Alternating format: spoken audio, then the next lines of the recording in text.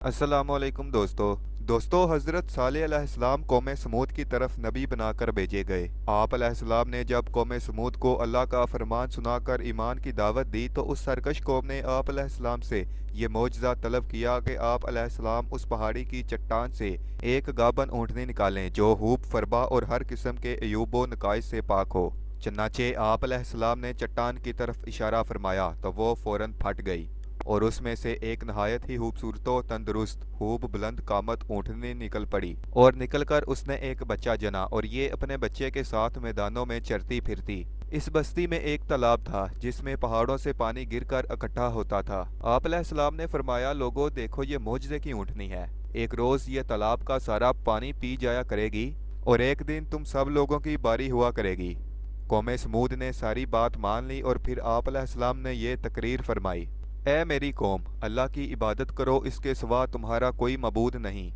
बेशक तुम्हारे रब की तरफ से तुम्हारे लिए रोशन दलील आई है।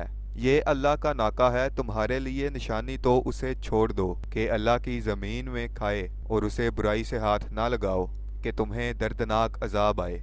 चंद दिन तो कौम समूद ने सब्र किया। उन्हें एक दिन पानी नहीं मिलता था क्योंकि एक दिन ऊँटनी सारा पानी पी जाया करती थी। इसलिए इन लोगों ने तय कर लिया कि इस ऊँटनी को कत्ल कर देंगे। चनाचे इस कौम में कद्दार बिन सालफ जो सुर्ख रंग का बुरी आंखों वाला और पस्ता कद आदमी था और एक जनाकार औरत का लड़का था, सारी कौम के हुक्म से ऊँटनी को कत्ल करने के लिए तैयार हो गया। हज़रत सालेह अलैहिस्सलाम मना फरमाते रहे, लेकिन कद्दार बिन सालफ ने पहले तो ऊँटनी के 4 पाँव काटे, फिर उसे ज़िबा कर दिया और इंतहाई सरकशी के साथ हज़रत सालेह अलैहिस्सलाम से बेअदबाना गुफ्तगू करने लगा। चनाचा खुदावंद कद्दूस का इरशाद है, बस नाका की कूचें काट डालीं और अपने रब के हुक्म से सरकशी की और बोले, ए साले, हम पर ले आओ जिस अजाब का तुम वादा दे रहे हो अगर तुम रसूल हो। कौम समूद की इस सरकशी पर अजाब खुदाबंदी का ज़हूर इस तरह हुआ कि पहले एक ज़बरदस्त चिंगाड़ की खौफनाक आवाज़ उठी, फिर शदीद ज़लज़ला आया जिससे पूरी आबादी उथल पुथल कर चिकनाचूर हो गई और कौम समूद का एक एक आदमी घुटनों के बल ऊंधा गिर कर मर गया।